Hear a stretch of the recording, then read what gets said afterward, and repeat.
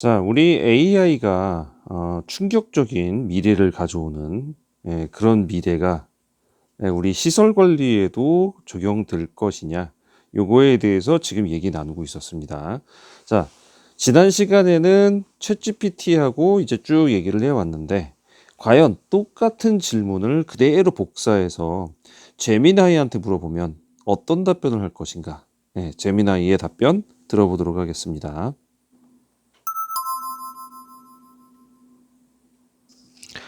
네, 안녕하십니까. 역발상 도전입니다.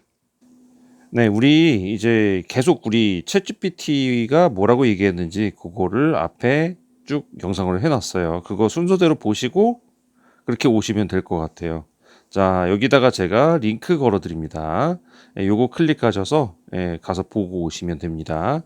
순서대로 보시는 게 아무래도 얘기하기 수월하니까요.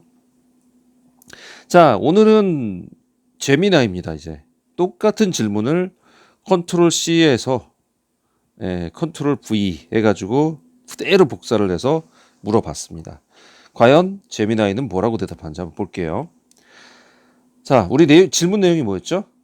예, 대한민국처럼 지금 인구가 급격하게 감소하는 이 추세에서, 그리고 기술 발전과 AI가 이렇게 점점 변해가는 세상에서 시설 관리가 앞으로 어떻게 변화할 것인지, 미래에는 어떻게 바뀔 것인지 예측 좀 해봐라 라고 하는 게 요 내용이었어요.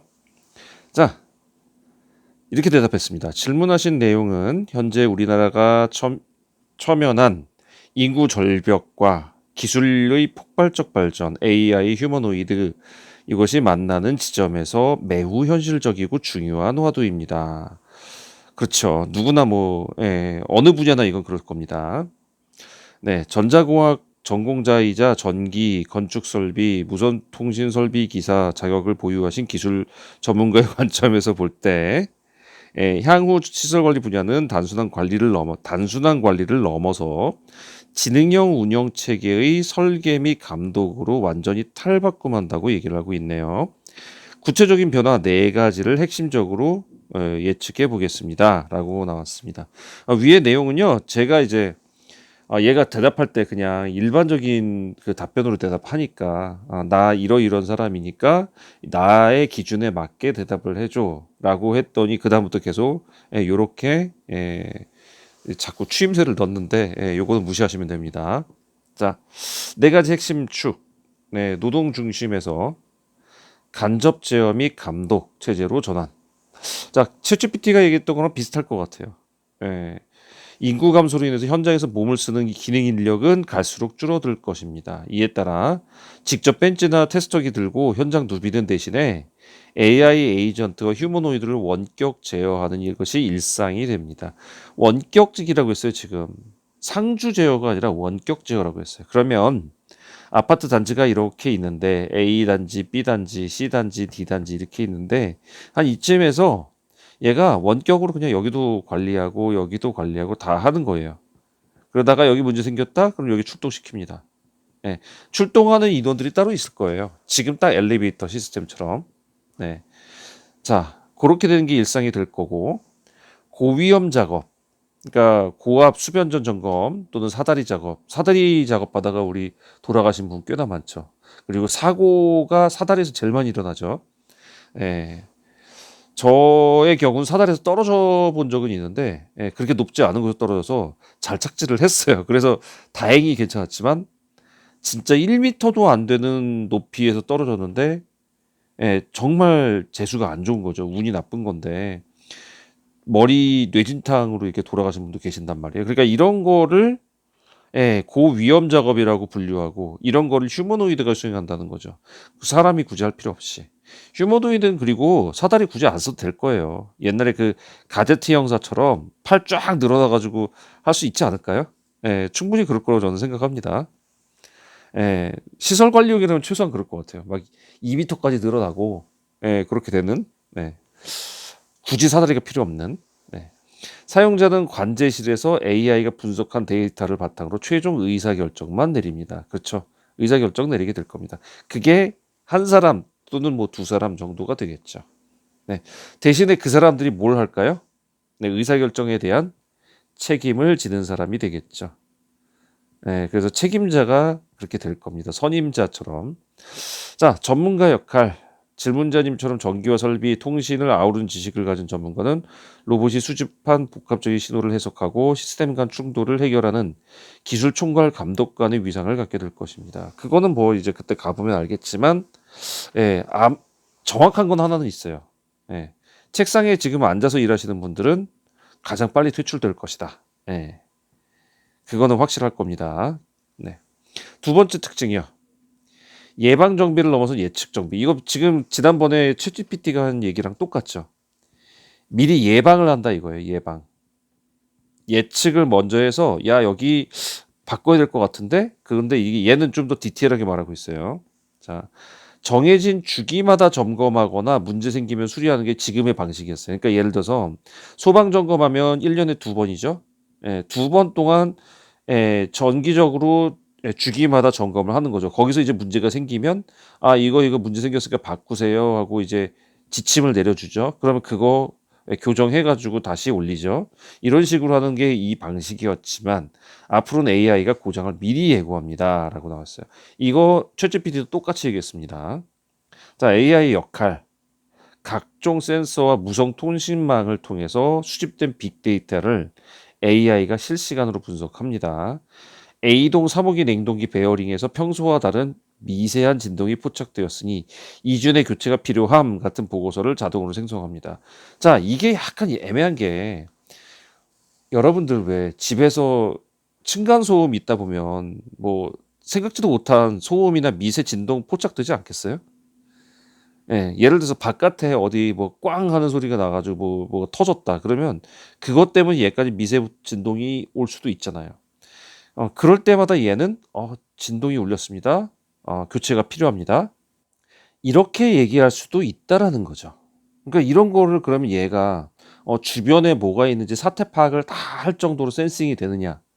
글쎄요. 그 기능이 되려면 굉장히 시간이 많이 걸릴 것 같았거든요. 제 생각에는. 분명히 지금 특화 로봇이라고 그랬어요. 챗GPT는 그때 특화 로봇이라고 그래서 레일이 달려가지고 그 안에서 돌아다니는 그런 특수 로봇들이 왔다 갔다 할 건데 걔네들이 그 외에 바깥쪽에서 일어나는 진동이나 어떤 상황에 대해서까지 포착을 할 것인가? 저는 좀 어렵지 싶어요. 그걸로는. 네.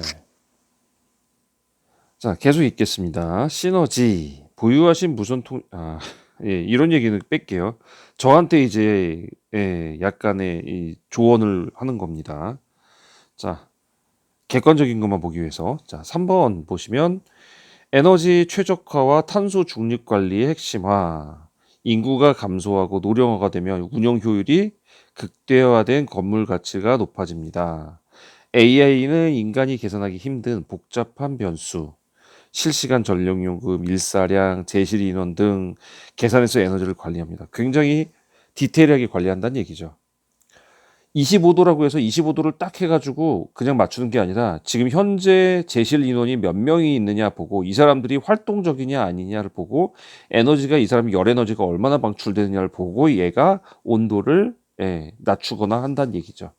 에너지 관리를 보다 효율적으로 하겠다 이 얘기고 그거에 대한 게 이제 BMS 또는 BEMS 이렇게 해가지고 점점 고도화가 될 건데 자, 뭐 전기기사 자격증이 빛을 발하죠. 네, 어쨌든 AI가 전력 수요를 예측하고 ESS와 연동해서 비용을 최소화할 때 이를 설계하고 안전성 검증하는 전문 기술직의 수요는 더욱 늘어날 것이다. 글쎄요. 네. 탄소 중립, 그러니까 에너지를 최적화한다는 게 지금 중심이죠. 자, 첫 번째는 간접제요. 간접제. 그러니까 상주하지 않고 한 사람이 이제 여러 가지 방제실에서 본다는 얘기고 예방 정비를 넘어서 예측 정비를 간다는 얘기고 그리고 최적화, 에너지 최적화를 간다는 얘기고 그리고 나서 로봇 친화적 건물 인프라가 구축된다라는 얘기를 합니다. 휴머노이가 건물 내를 자유롭게 이동하려면 통신 인프라 설비 구조가 로봇에 최적화가 돼 있어야 됩니다. 그래서 엘리베이터와 로봇의 무선 통신 연동, 자, 이런 거 쭉 한다 이 얘기예요. 자, 여기서부터는 저한테 하는 얘기니까 이거는 뺍시다. 자, 요약 전망해봐 지금 같은 얘기인데 얘기한 건 그거예요. 자, 지금 내용은 다 결론적으로 인구 감소는 이런 무인화를 가속하겠지만 그럴수록 수많은 데이터와 로봇 시스템 총괄할 수 있는 다학제적인 지식을 가진 기술자가 희소해질 거다. 그래서 그런 게 필요할 거다는 얘기를 했고, 자, 중요한 건 그겁니다. 자, 어떤 얘기를 했냐면, 자, 직접적으로 상주하지 않고 간접 제어를 할 것이다. 마치 그 CCTV처럼 방제실에서 딱 앉아가지고 한 사람이 여러 가지를 제어를 할 것이다 라는 내용이 있었고요. 그리고 예측 정비란 얘기를 똑같이 합니다. 미리미리 알아서 다 하나하나 세심하게 다 미리 고친다 이 얘기를 하고 있어요. 자, 이 얘기 여기까지 나왔었고 세 번째로 나왔던 거는 에너지 최적화라는 말이 나왔어요. 에너지를 최적화할 것이다. 그리고 네 번째가 로봇 친화적인 건물이 나올 것이다. 이렇게 변해갈 것이다. 이런 얘기를 했는데 이 두 가지는 지금 챗GPT랑 같은 얘기를 했어요. 로봇 저 에너지 최적화에 대해서는 챗GPT는 뭐 비슷하게 얘기했거나 정확하지는 않죠. 뭐 그래요. 이것도 같이 포함한다고 할게요. 얘는 다르게 얘기했습니다. 챗GPT는 우리 휴머노이드가 로봇처럼 사람처럼 생긴 로봇가 딱 이렇게 앉아가지고 얘가 우리 대신에 일할 거다 이렇게 얘기하지 않았고 현장에 특화된 로봇들이 나올 것이다. 예를 들어서 뭐 CCTV가 이렇게 레일에 달려가지고 이렇게 쫙 돌아다니면 계속 움직인다든지 이렇게 그 형태에 맞는 그때 말씀드렸듯이 뭐 에스프레소를 만들기 위해서 팔만 있으면 되잖아요. 로봇이 머리랑 얼굴 다 있을 필요 없잖아요. 그런 식으로 팔만 있는 또는 다리만 있는 이런 특화된 로봇들이 만들어지고 다리 대신에 레일이 편하다면 레일로 가는 그런 것들이 만들어질 거다라는 얘기를 챗GPT는 했지만 제미나이는 로봇 친화적 건물 휴머노이드를 얘기했습니다. 사람같이 생긴 로봇가 이렇게 나와서 센싱하면서 다닐 것이다 라는 얘기를 합니다. 자, 또 챗GPT와 제미나이의 차이를 보면요. 챗GPT는 연도별까지 이렇게 몇 년, 지금부터 5년 내에, 그리고 5년부터 15년 내, 그리고 15년부터 30년 내까지 단계적으로 굉장히 디테일하게 예측을 했어요. 하지만 그거 아시죠? 디테일하면 디테일할수록 틀릴 확률도 높아진다. 틀릴 확률도 높아집니다. 얘처럼 제미나이처럼 뭉뚱그려서 얘기하면 웬만하면 맞잖아요. 근데 제미나이는 이거를 틀릴 확률이 높아도 굉장히 그럴듯하게 얘기해요. 그러다가 나중에 틀려서 야 너 틀렸잖아 그러면 그거에 대한 변명을 또 준비합니다. 챗GPT가 약간 그래요. 굉장히 뭔가 되게 그럴싸하게 막 소설을 써요. 그런데 나중에 너 틀렸는데 그러면 이제 그 변명도 같이 나온다. 그리고 근거가 없어요. 챗GPT는. 제미나이는 이렇게 링크라도 해서 누군가의 말을 좀 인용을 하는데 얘는 좀 그런 게 없어서 그래서 제가 챗GPT를 살짝 의심을 합니다. 그래서 챗GPT한테만 이게 발음이 어려워요. 챗GPT에. 챗GPT한테만 묻지 않고 다른 AI한테 같이 묻는데 이렇게 물어보면서 얘기하면 뭐가 좋냐면 사람들하고 토론하는 그런 게 생겨요. 내가 여러 사람하고 토론하고 있구나 같은 걸 느껴요. 왜냐면 얘가 한 사람의 입장으로 토론하는 게 아니라 여러 사람의 말을 종합해가지고 얘가 토론을 가져오거든요. 그러니까 저하고 여러 명이 함께 토론하는 것처럼 느껴지고 그 중에 괜찮은 아이디어가 나오는 경우도 있어요. 그래서 AI하고 대화하는 거는 굉장히 생산적이고 괜찮습니다. 그래서 여러분들이 미래를 예측하는 게 아니라 이런 거에 대해서 어떻게 생각해? 라고 물어봤을 때 그 사람들, 나의 생각과 다른 생각을 가진 사람들의 얘기가 나오는 경우도 있어요. 그러면 그럴 수도 있겠다라는 사고의 확장이 여러분 머릿속에서 일어나기 때문에 저는 이게 굉장히 유용하다고 생각하고 자주자주 좀 물어보고 같이 얘기하고 이런 편입니다. 자, 시설 관리의 전망에 대해서 알아봤습니다. 암울했나요? 네. 1년 전에 챗GPT한테 제가 물어봤을 때는 굉장히 암울하게 얘기했지만 지금은 약간은 좀 달리 얘기하고 있습니다. 앞으로 1년이 지나면 또 다른 대답을 할지도 몰라요. 그래서 제가 오늘 여기 남겨 놨고요, 영상을. 다음 1년 뒤쯤에 또 한번 물어볼 겁니다.